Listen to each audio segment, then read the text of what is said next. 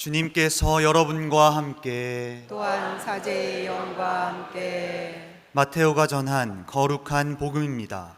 주님 영광 받으소서. 그때 예수님께서 사도들에게 말씀하셨다. 아버지나 어머니를 나보다 더 사랑하는 사람은 나에게 합당하지 않다. 아들이나 딸을 나보다 더 사랑하는 사람도 나에게 합당하지 않다. 또 제 십자가를 지고 나를 따르지 않는 사람도 나에게 합당하지 않다. 제 목숨을 얻으려는 사람은 목숨을 잃고 나 때문에 제 목숨을 잃는 사람은 목숨을 얻을 것이다. 너희를 받아들이는 이는 나를 받아들이는 사람이고 나를 받아들이는 이는 나를 보내신 분을 받아들이는 사람이다. 예언자를 예언자라서 받아들이는 이는 예언자가 받는 상을 받을 것이고 의인을 의인이라서 받아들이는 이는 의인이 받는 상을 받을 것이다. 내가 진실로 너희에게 말한다. 이 작은 이들 가운데 한 사람에게 그가 제자라서 시원한 물 한 잔이라도 마시게 하는 이는 자기가 받을 상을 결코 잃지 않을 것이다. 주님의 말씀입니다. 그리스도님 찬미합니다.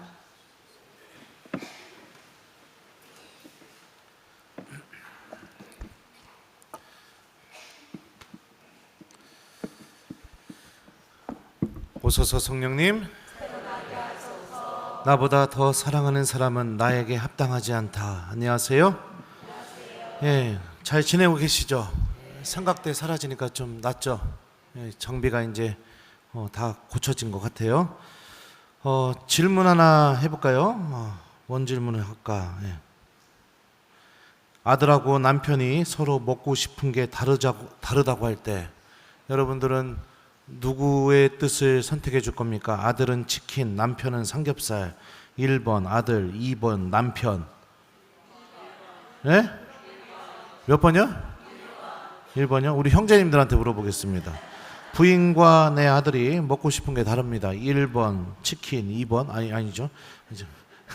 네, 부인은 치킨 먹자고 하고 아들은 삼겹살 먹자고 합니다. 1번 치킨, 2번 삼겹살. 몇 번입니까? 네. 알아서 집에 가서 정리하세요.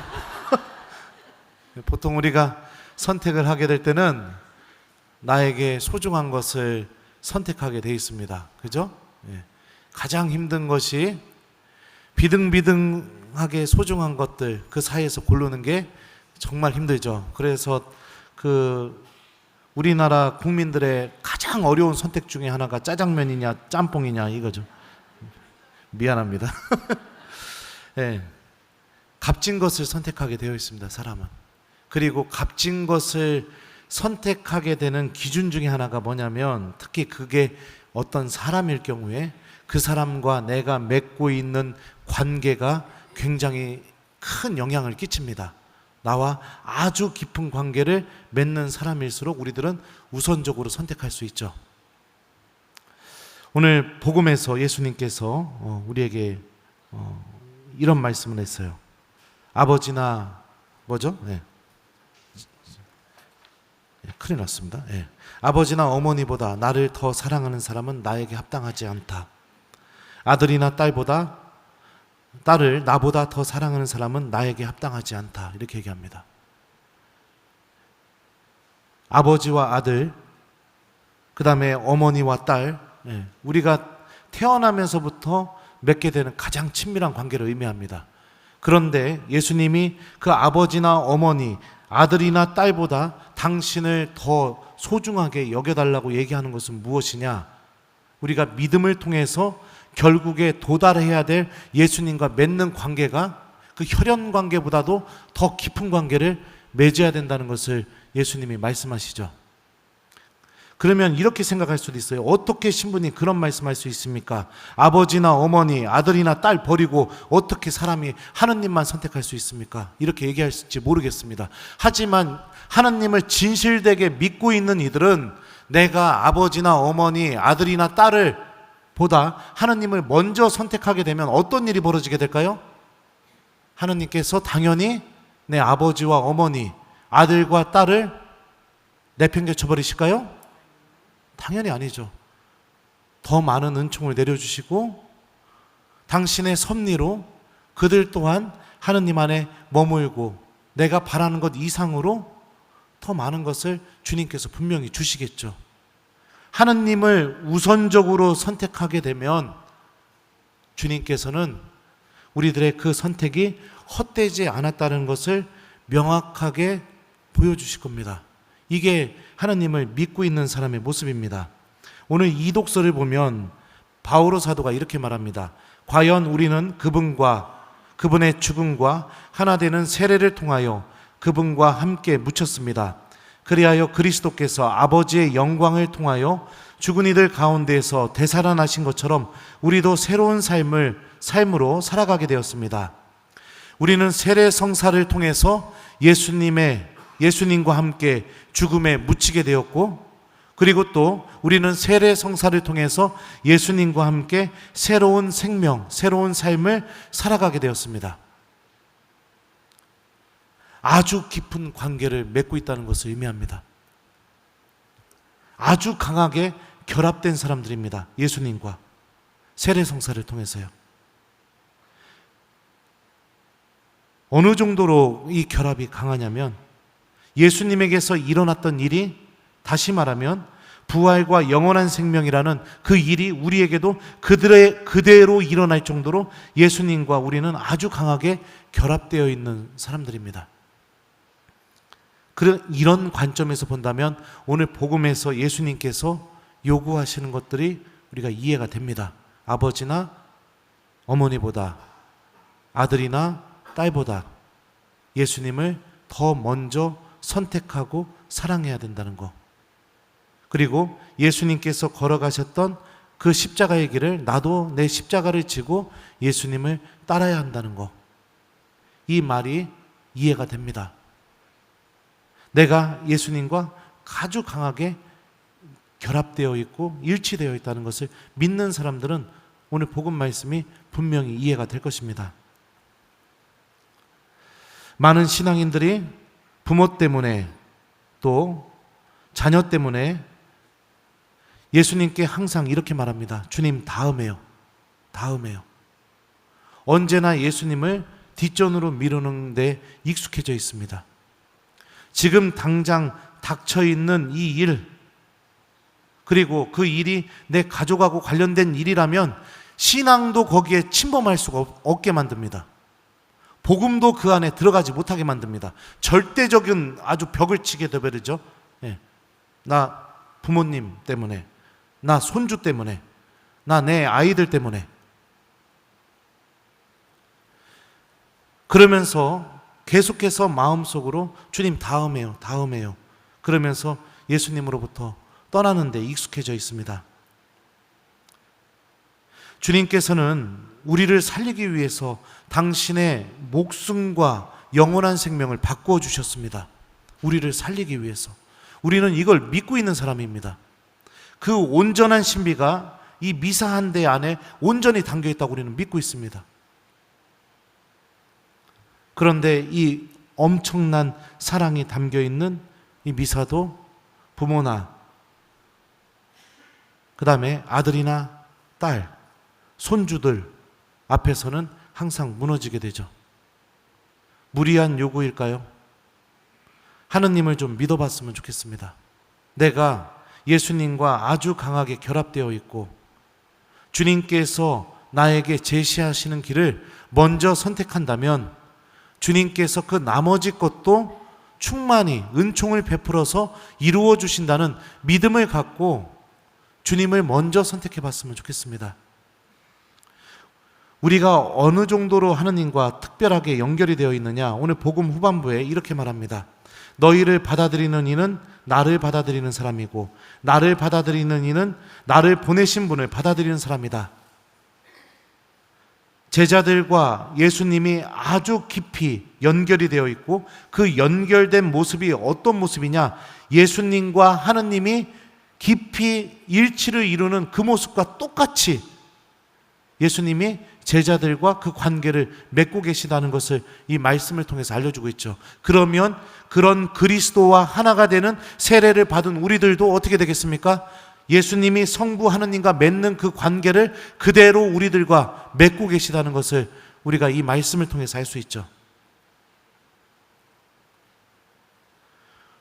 우리들은 하느님과 결합되어 있는 사람들입니다. 그리고 우리들은 하느님과 아주 깊이 있게 연결되어 있는 사람들입니다. 사랑하는 우리 교우 여러분들, 이런 하느님과 우리의 이 놀라운 관계를 다른 것과 바꾸지 않았으면 좋겠습니다. 다른 것과. 하느님은 이 관계를 예수님의 목숨을 바쳐서 맺어주셨습니다. 우리를 살리기 위해서. 이 영원한 생명이 담겨 있고 구원이 담겨 있는 이 놀라운 관계를 나를 살리지 못하는 것들과 바꾸지 않았으면 좋겠습니다.